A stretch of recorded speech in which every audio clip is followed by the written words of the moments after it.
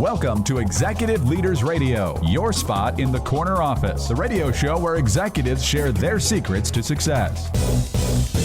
Executive Leaders Radio.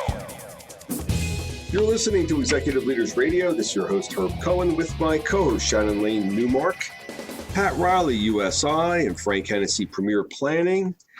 Shannon, could you please give us a rundown on who we have on the air today? Sure, Herb. We have a great lineup today. We'll be starting off with John Cummins, President and CEO of NEXA. Then we'll have Tom Shivers, CEO of FourStone Partners, followed by Mary Ann Greenberg, CEO of Diligent Health Solutions. Then we'll have Louis Hayner, Chief Revenue Officer of Clear Employer Services. Excellent. Let's get to know our first guest, John Cummins, President and CEO of NEXA. John, what is NEXA? What are you guys doing? We provide enterprise asset management solutions for blue chip manufacturers in the life science industry. All righty. Where are you from originally? How many brothers and sisters? Where are you in the pecking order? I'm the eldest of three boys. I'm from a town called Crumlin, just outside Dublin's inner city.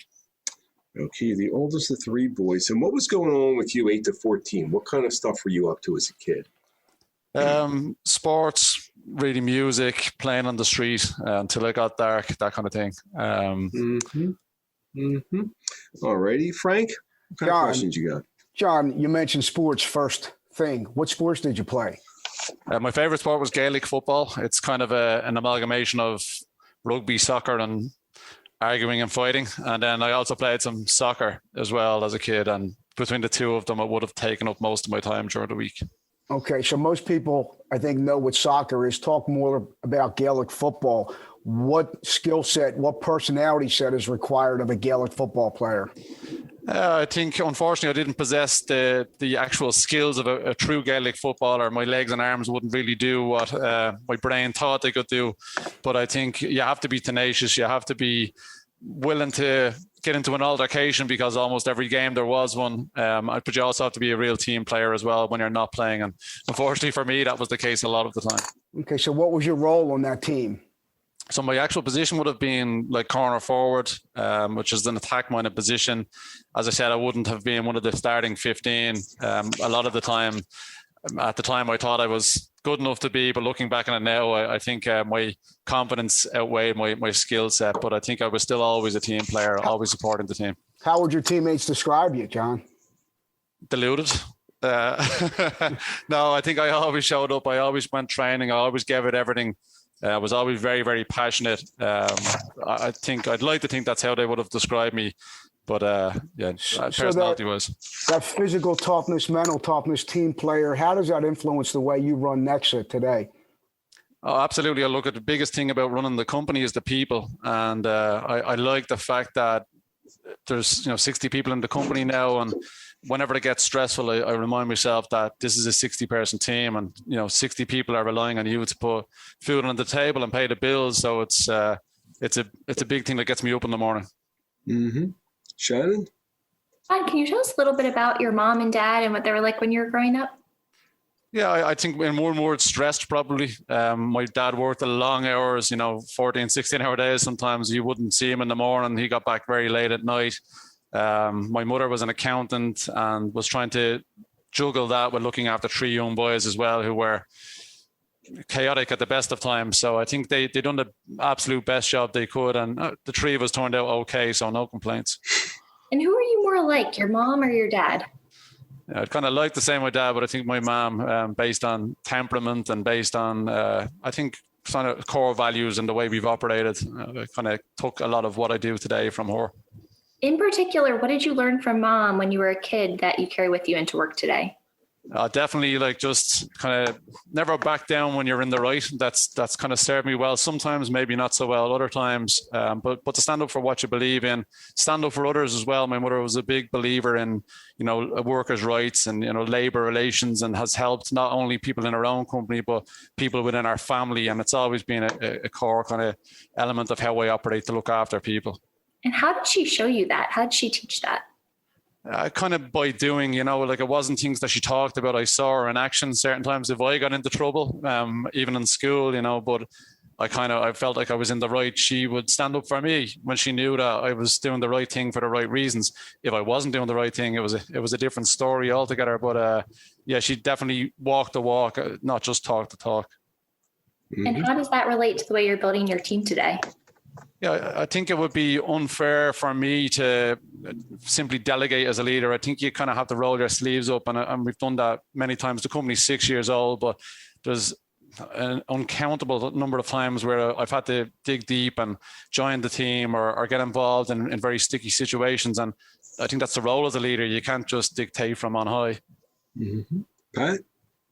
John, you mentioned in the green room you grew up playing the piano. How young were you when you started playing, and what was it like playing in your neighborhood? Yeah, I was 7 when I started playing piano. Funnily, my first lesson, the teacher told my mother and father that they were wasting their money. So they persisted regardless, and I kept playing for a few years. But it was something I kind of kept secret because on the street I grew up on, it wasn't sort of the thing you'd publicize. Can you tell us a little bit more about that? Yeah, I think it was very simple. I mean, on the street, you grew up in a lot of young kids, as I say, very close to the inner city. I won't say it was a war zone, but it was definitely tempestuous at times. And I think that if it wasn't soccer, if it wasn't Gaelic football, if it wasn't something physical and rowdy, you didn't tell anybody you did it. And that was just the way it was, So I kind of kept it my dark secret for a few years. And despite all that, you still played into your teens. What was it that you liked about playing the piano? As soon as I figured out enough to learn how to kind of play by ear, like I'd listen to a song on the radio and I could pick it up myself. That to me was more exciting than reading from a book or learning some Chopin or Bach or whatever. When I could learn some rock and roll or some pop hits on the radio, that kind of was a very important moment for me that I could figure this out. And how does that carry over to what you're doing today? Definitely that, the ability to play by ear, I think is a critical skill to have, I think, as a leader, because things can change 20 times a day. And if you're not able to adapt and, as I say, play by ear, you're going to be in trouble. Mm-hmm. And just when we were getting to know you in the green room, I asked you, what else do we need to know about you? And you made it a point to tell me about some jiu-jitsu training. Why don't you tell us a little bit about that? Yeah, I realized that, I was going to the gym and I was trying to work out and look after myself, but you can walk into the gym and when it's just you and there's no real goal other than the one you set yourself, it's very easy to walk out the door. But when you join something like martial arts, and in this case, jiu-jitsu, and there's 30 or 40 other people there and they're all doing the same work that you're doing. And, you can't just walk out. At least I couldn't. You feel like you're part of something, and it made it a lot easier to train. The skills, you were learning something different every day, and for me, I need constant change. I need constant adaptation. And most importantly, I think when you're leading a company, it's all consuming. It takes up your whole mind all the time. And it's very hard to think of anything other than what's going on when someone's trying to choke you. So it was like 2 hours of clarity 3 or 4 times a week that really gave some good headspace and continues to do so. So it sounds to me like you're really committed to your business. It sounds like you're obsessed about the business. You're always thinking about it, just like you are with your martial arts training. Oh, 100%. It's only 2 things going on up here, in the head. So it's either I'm thinking about jiu-jitsu or I'm thinking about the company, and that's all encompassing really. Of course, we have family and friends and everything else outside of that, but I think it's the same mentality that you apply. You want to continue to adapt, to train, to get better, to work with other people. Like the two of them have a parallel trajectory, in my opinion. How high is up in terms of the business?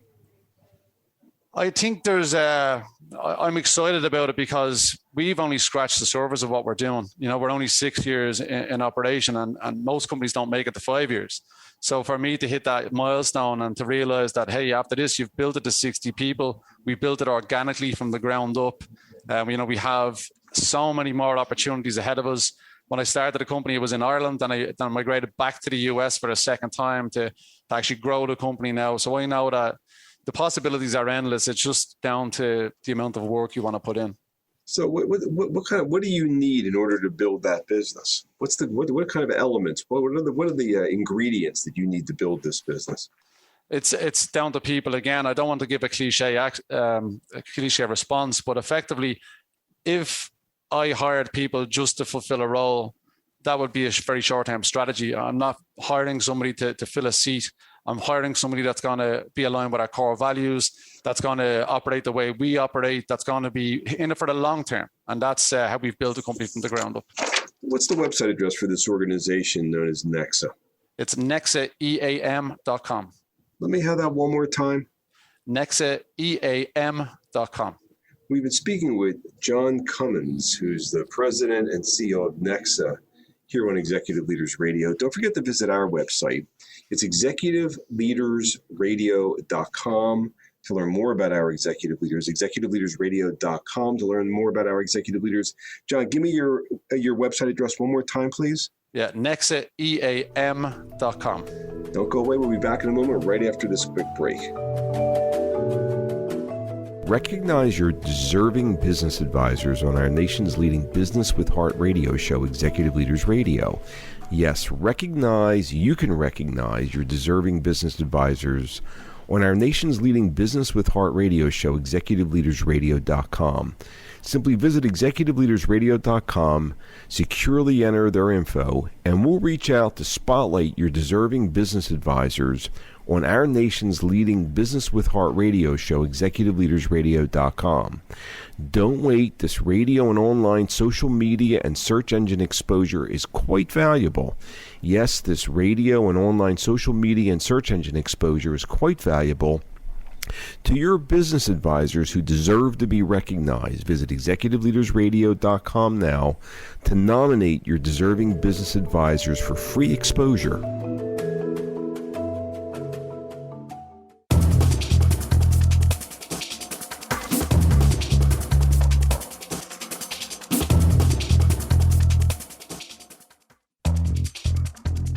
We're back. You're listening to Executive Leaders Radio. This is your host, Herb Cohen. I'd like to introduce Tom Shivers, who's the CEO of FourStone Partners. Tom, what is FourStone Partners? What are you guys doing? Thanks for having me. FourStone Partners is a consulting firm in the workers' compensation and healthcare space, and we do sales consulting, sales outsourcing, and representation. All righty. And where are you from originally? How many brothers and sisters? Where are you in the pecking order? Yeah, so I grew up in Eddystone, Pennsylvania, which is right outside the Philadelphia airport, kind of a blue collar town, stereotypical Philly row houses. I'm an only child. Mm-hmm. So tell us about what your childhood was like, 8 to 14. What was that all about? So, I grew up only child of a single mom and spent most of my time at my grandmom's if I wasn't out sort of on the streets playing with friends.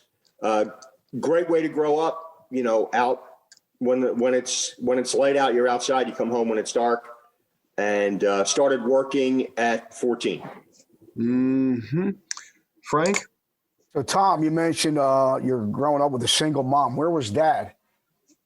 No dad. Didn't really know him at all, and he wasn't involved in my life at all. So just mom and grandma. So mom and grandma. Now, what were mom and grandma doing in the house? So different houses, right? So we lived in a row house in Eddystone with my mom, but I spent most of my time a couple miles away at my grandmom's. And, my mom had just a different series of jobs. And my grandma, by that age, was sort of retired and spent most of her time cooking. So, I'm curious here. It was a pretty tough and challenging upbringing, yet you seem to have a sense of gratitude and appreciation for where you came from. What does that tell us about you? Well, I appreciate you saying that. And I'm really happy and proud to be from Eddystone. It's a tough town and I loved it. And I think it does make me appreciative of all things now, all little things now. I didn't really understand a lot about the world growing up. And now that I understand more about it, I'm really happy with the childhood that I had. I think it sets a foundation for a great life. So if I recall, you said you started your business on a shoestring in your basement. How does that feel like growing up in a row home in Eddystone? Yeah, very comfortable. Started the business and had an idea and just wanted to pursue it with vigor. And I guess because, Frank, I was sort of on my own from a very early age. I didn't want anybody else's money. I didn't want anybody else's influence. I kind of wanted to do it my way. And if we got to bootstrap it a little bit, that's okay. And here we are 9 years later. and still haven't taken any money from anybody, no investors, no private equity, no funding other than self-funding. And while it's not the easiest way, I certainly wouldn't have it any other way. All right. Tom, what did you do for fun growing up? So for fun growing up for me was, I played a lot of basketball and just hanging out in the streets with friends. But whenever I could, I played basketball. The older I got, the more formal it got. So it's one thing when you grow up, you don't have any money, you just need a pair of sneakers and, you can go find kids playing basketball. So it really got me through my childhood. And what was your role on those teams growing up?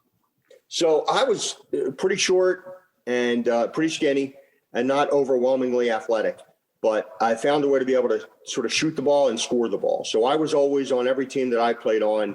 I was the shooter. I was the scorer. How does that carry over to what you're doing today in your business? I think it does. I think that while you want to be well-rounded and you want to be able to sort of handle all the aspects of business, my role at really every job I've ever had, and certainly in my firm is, I want the pressure. I want to be the one that has to deliver. I'm very comfortable with the burden. And I think that translates into our business now. You mentioned in the green room that basketball still plays a big role in your life today. And you have the opportunity to coach your kids. What do you think is most important as a coach and what you try to impart on your kids? Yeah, I mean, coaching now is a whole lot different than it was when we were all growing up. But I take immense pride in the success of our teams that we've had. But I think it's really coaching each child or each player. The kids are now 16 and 18, but coaching them each sort of individually, motivating them individually, and making sure that you get the most out of each one. I think pretty much every kid that we've coached, we've gotten more out of them than maybe they even thought they could produce. And there's real reward in that. It sounds like there's a lot of carryover there with what you're doing as CEO of your company, bootstrapping and growing it organically.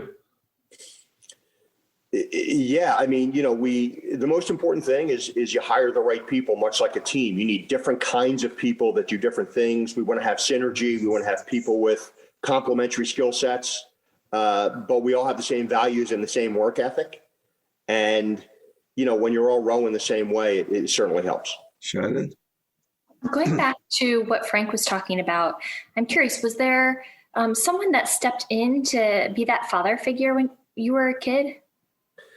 I wish I could say yes, but the answer really is no. I sort of was on my own for a very long time. I think, the first time I had a real father figure in my life was after I got married, and my father-in-law, who's just fantastic, sort of filled that role. But that was, again, later in life. And now being a father yourself, you mentioned you have 2 children. What have they taught you that you bring with you into work? Well, I have an 18-year-old daughter named Gracie and a 16-year-old son named Cooper, and I learn from them every day.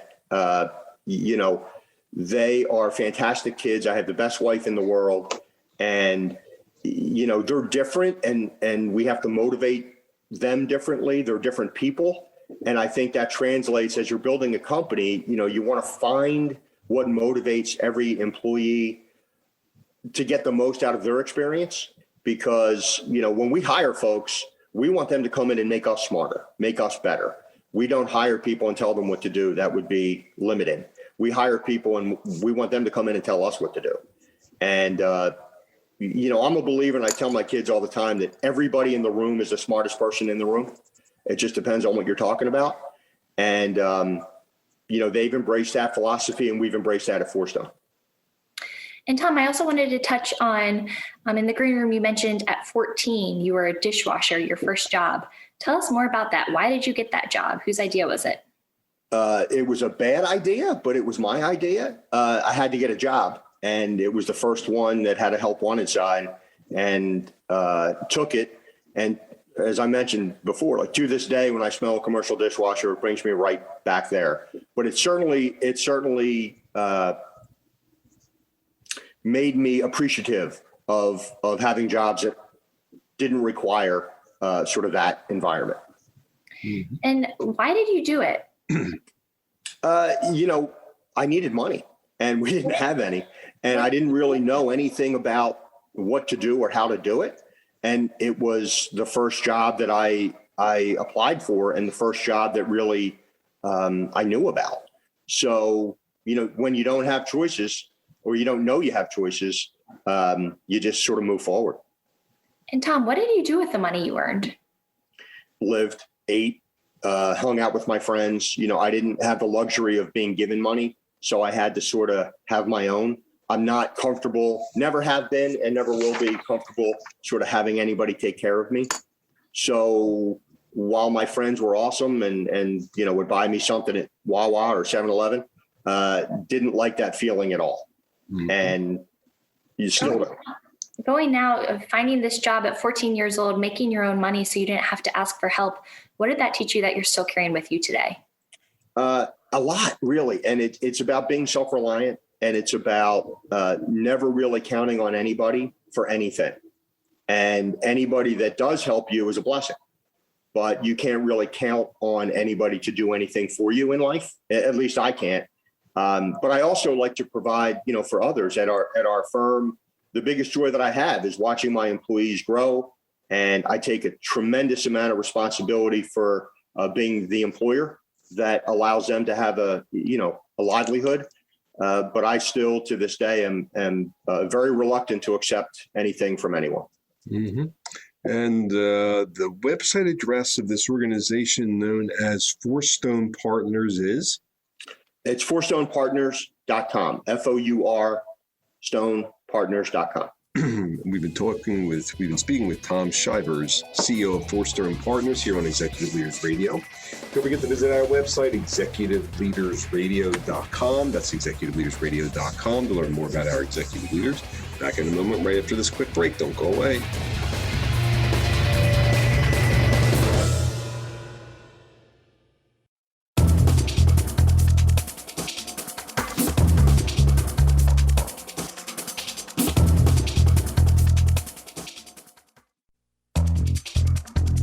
We're back. You're listening to Executive Leaders Radio. This is your host, Herb Cohen. We'd like to introduce Marianne Greenberg, who's the CEO of Diligent Health Solutions. Marianne, what is Diligent Health Solutions? We're an outsourced provider for commercial and medical services to pharmaceutical and medical device companies. And where you're from originally, how many brothers and sisters? Where are you in the pecking order? I grew up in Union City, New Jersey. I am the youngest of three. I had two older brothers. And tell us a little bit about 8 to 14. What was going on with you? I was in school like most kids, and I also had a job when I was 13. I lived in New Jersey, and the job was for the Pottery Barn when it was privately owned. Mm-hmm. And, of course, hung out with friends. Uh-huh. So you worked at the Pottery Barn when you were 13. And when you started working there, what were you doing? Well, when I was first hired, I dusted plates. And over time, particularly in the summer, the owners, for whatever reason, would let me fill in for whoever in the office was on vacation. So I got to do everything from bookkeeping, worked with the buyer, I painted the bathroom. I mean, I did just about everything. Really? And you were 13 years old? Yeah, but I worked there all through high school and did literally everything. Worked the cashier, and by the time I was a junior, I was the manager of the glass floor. You were, huh? Mm-hmm. So the owners of the Pottery Barn, as they were growing that business, gave you a great deal of responsibility, and you did a lot of different things that most kids 13, 14, 15 years old don't do. What's that have to do with your role as the CEO of Diligent Health Solutions? Well, I think when you're exposed to a business, the real core of a business, particularly with entrepreneurs, that it is an educational by itself. And I think that they saw in me the skill and the drive that I still have today. What did you see in them that you wanted? They were immensely kind. And obviously I probably made lots of mistakes, but they always focused on teaching me something new. They both had, one of them in particular had a daughter my age who didn't work. And I think in hindsight, I think they hoped that I would be an example for their kids. Mm-hmm. Frank? Marianne, Shannon or Frank, yes. Mm-hmm. Marianne, I want to go back. You said that your parents were divorced when you were 2. Mm-hmm. Yes. So what impact did that have on you? Well, my mother worked full time, was involved in, a lot of social things. So my grandmother, who was legally blind, raised my 2 brothers and myself. And we thought it was a great childhood. We didn't realize we didn't have very much money. And my grandmother had lots of rules, and it didn't seem cumbersome to live by them. But in retrospect, I think it was probably a little bit more structured than a lot of other kids. Okay, so grandmom had a lot of rules. What stands out to you most about learning from grandma? Here was a woman who, up until the time we moved in with her, was legally blind, and yet, she didn't really get a lot of assistance. I mean, she took her cart to the supermarket. She had a social life. She taught Braille, and didn't take her vision, as a reason for not, being in charge of her life. So she sounds like a pretty strong woman. She was. Then you were given a lot of responsibilities in your job at age 13. Now you're a woman going through an industry which is largely dominated by men. What does that say about you? What does that tell us about you and how it helps you run Diligent Health Solutions? I'm not sure what it says, but I can tell you that, the desire to get things right when you see something is being planned wrong or something very, very early on, I would, even though I was pretty quiet, I would always feel compelled to sort of say, well, why don't we try it this way? Or let's do this. And so, in our organization, it's a very collaborative management team. And so I think that comes out of partially being shy, but also being open to listening to other people's ideas, because that's kind of what happened at the kitchen table. Does your grandmother help inspire you in a woman in a male-dominated industry? Well, yeah. I mean, at that time, can you imagine her husband died not long after they were married. And here's this woman doing it all. I mean, teaching kids and, taking care of 3 grandchildren, if you can imagine. So I'll just ask you, because you mentioned doing it right. You have a mantra at a company that says, do the right thing always. What does that mean, and why is that important to you? Because you have to sleep at night. You have to know, we're successful because of the people working in the organization, and you have to do right by them. You have to be fair, honest, open, transparent. And the same thing with clients. I mean, if you need to be trusted in order to succeed, and if you really want to enjoy your job, it's best to do the right thing. Shannon? Marianne, in the green room, you mentioned that you were on the ski team when you were a kid. What was your role on the team? I was just one person, a member. Back then I was really shy. I had friends, but I wasn't someone who took a leadership role, and I was an okay skier. And so being shy then, but being in a major leadership role today, what are the strengths of being a shy leader? I said a minute ago how, I've been incredibly fortunate to have a great management team. I think when you're shy, you have a long habit of listening to what other people have to say, not always having to be the center, not wanting to be the center. And I think that has impacted my management style. And how does that affect your clients? I think people want to be listened to. They want you to play back what you thought they heard. They want to see who else is there besides you. And so I think that makes a difference. Mm-hmm. Pat.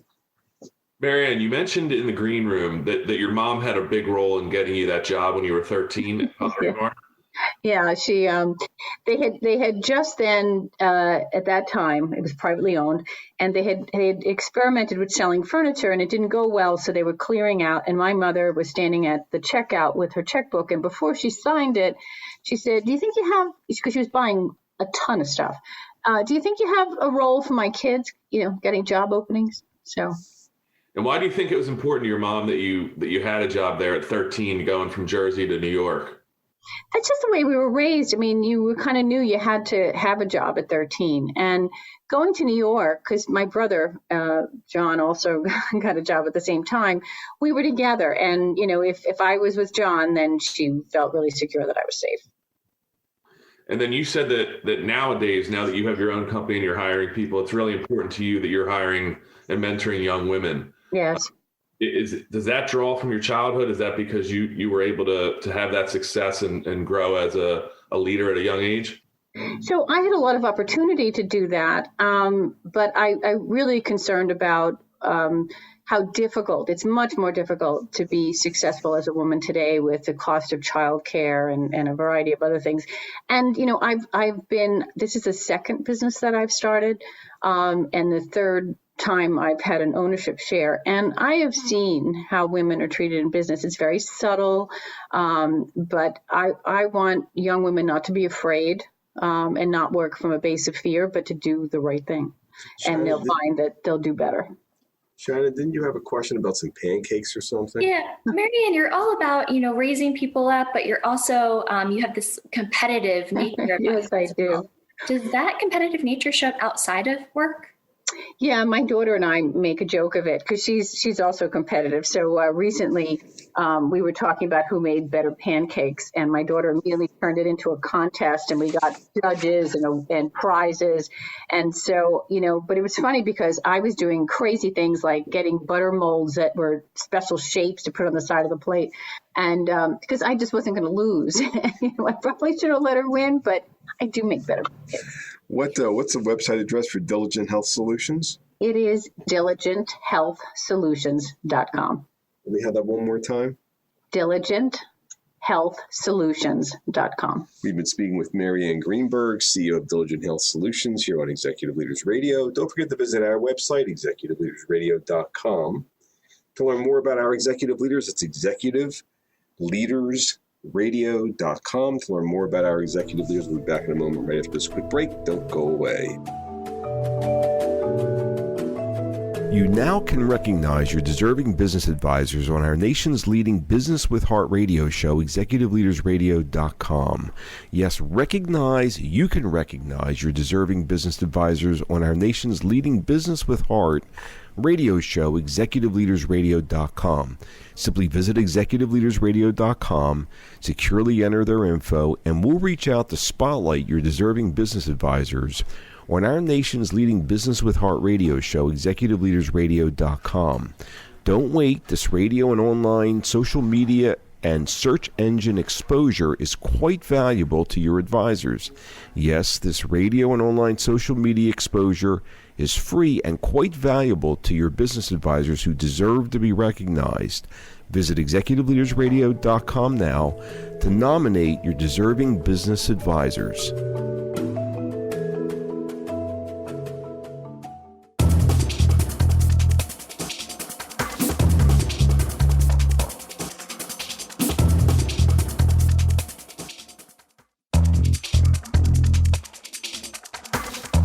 Back. You're listening to Executive Leaders Radio. This is your host, Herb Cohen. We'd like to introduce Lewis Hayner, Chief Revenue Officer of an organization known as Clear Employer Services. Lewis, what is Clear Employer Services? What are you doing? Clear Employer Services helps organizations save money, reduce risk by outsourced HR and healthcare benefits. And where are you from originally? How many brothers and sisters? And where are you in the pecking order? Sure. I'm from the town outside of Camden, only child, sick mother, not the best, a little bit abusive father. Didn't you mention mom and dad got divorced when you were like 3 and you were raised by a single mom until a certain point where you went to live with dad because mom had MS or something? What was that all about? Yeah, my mother had MS. I went to live with her first in an apartment complex, very diverse neighborhood.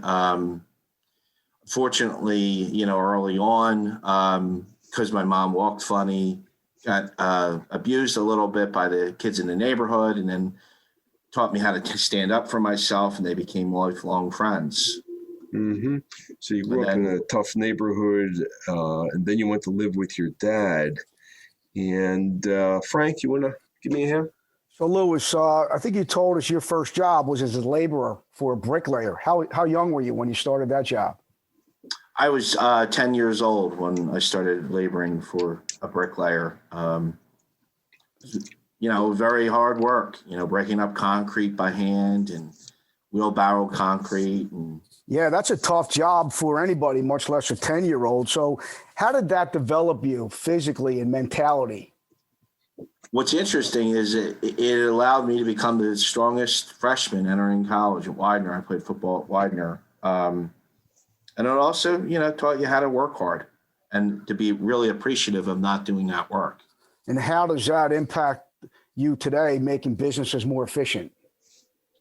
Looking at a company and looking at, how to make them more efficient directly translates to that work, as far as the work ethic, as far as doing, jobs that other people may or don't want to do. Mm-hmm. Pat? Louis, what did you do for fun growing up? So I wrestled early on. That was a very big sport for me, wrestling and boxing, and later on football, playing outside, in the neighborhood with the kids. It was always great. And that was really pretty much the crux of it. And what was it that you liked about wrestling? I loved everything about wrestling. I loved the training. I loved the regiment. I loved the guys. I loved the fact that you either won or lost. I loved the fact that there was no hiding behind other team. Just loved it. Still. How does that carry over to business today, the company you're running? It's directly relatable. I think a lot of people don't realize the value in just stepping forward, and you either win or lose. You either make the sale or you don't. You either, transition the employee or you don't. So I think it directly translates. Mm-hmm. Shannon?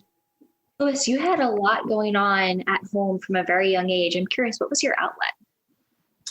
My outlet was sports. The ability to go and play, whether it be wrestling or boxing, and put that physical exertion into an environment.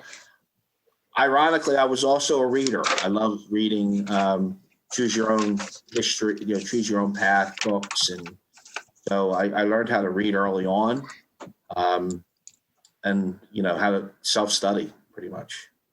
And when you were, wrestling and playing football, were your parents, either of them, ever able to make it to any of your games?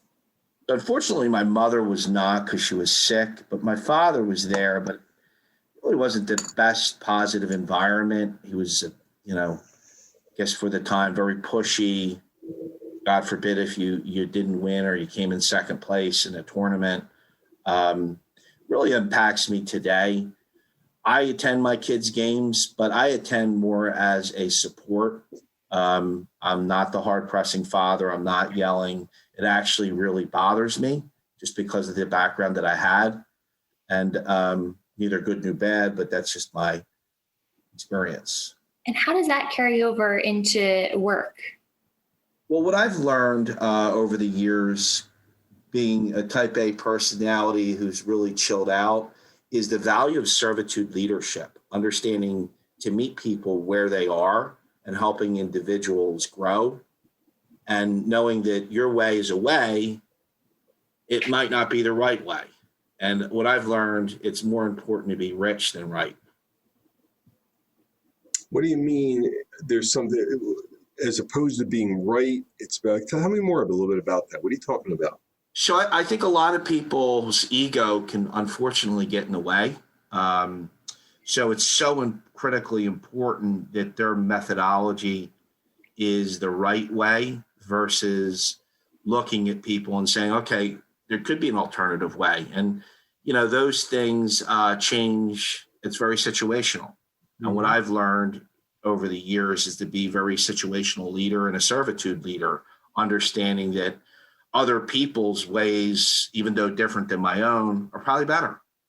So you grew up in a reasonably tough group of circumstances. You know, you lived with mom for a little bit. Mom was ill. You got teased. You got beat up. Yep. You learned how to protect yourself. You went to go live with dad.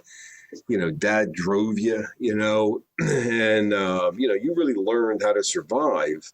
It sounds like in this part of your life, you're really learning about compassion, but the drive really, it served you because you've been involved with building a couple of high growth businesses. And but it sounds you're mellowing out now, even though you're still driven, and you know I'm sure you're still an effective leader. Am I picking up the right stuff? Yeah, I think I'm much more effective than I am now. I mean, yes, I've taken a couple companies public, sold for great valuations, mostly in the tech sector. But what it's taught me is there's so many different ways to do things. There's so many ways to skin the cat. And to be open, honest, transparent, and meeting people where they are is really where I've grown. I'm still very competitive. I'm still a very type A personality, but I've learned how to moderate that and incorporate other people. And if I look back from winning state championships in football to wrestling to, you know, companies taking public, you win, but you never win alone, especially if it's something big. And that's my goal. I want to win collectively. And I, you know, want to be the last guy to take credit, the first guy to volunteer. Give me that again. You want to be the last one to take credit? Last guy to take credit, first guy to volunteer. What I've learned is the most powerful person in the room is generally the quietest. Mm-hmm. So this clear employer services, it seems to me that employers are dealing with a greater complexity of laws, regulations, compliances, moving pieces in the world of employment than they ever have before. And it sounds to me like clear employer services really is providing a critical role fulfilling those functions.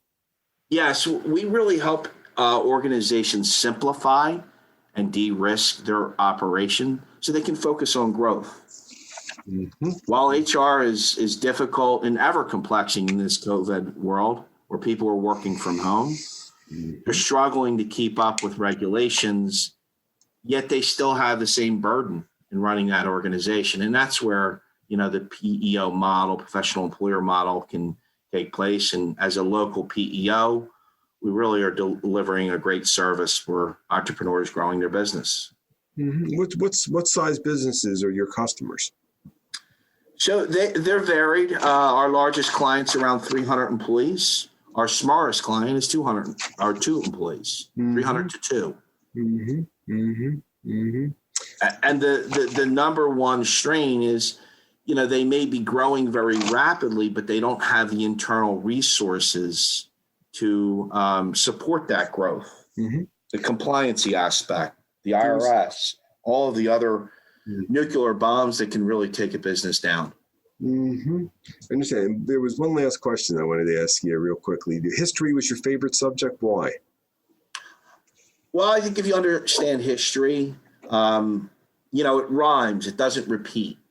So if you understand the patterns of history, you can understand the future of today. And you realize that It's really one big cyclical world. What is the website address for Clear Employer Services? It's clearemployerservices.com. We've been speaking with Louis Hayner, Chief Revenue Officer, Clear Employer Services, here on Executive Leaders Radio. Shannon, can you give us a rundown on who else we've had the opportunity of speaking with today? Sure, Herb. We had a great show today. We started off with John Cummins, President and CEO of NEXA. Then we had Tom Shivers, CEO of FourStone Partners, followed by Mary Ann Greenberg, CEO of Diligent Health Solutions, and just now, Louis Hayner, Chief Revenue Officer of Clear Employer Services. I'd like to thank my co-hosts, including Shannon Lane Newmark, Frank Hennessy, Premier Planning, and Pat Riley, USI, for giving me a hand structuring the questions, so for providing our listening audience an educational and entertaining show. I'd like to thank our listening audience for listening. Otherwise, we wouldn't have a radio show. Don't forget to visit our website, executiveleadersradio.com, to learn more about our executive leaders. Thank you for joining us today, and have a nice day. Bye-bye.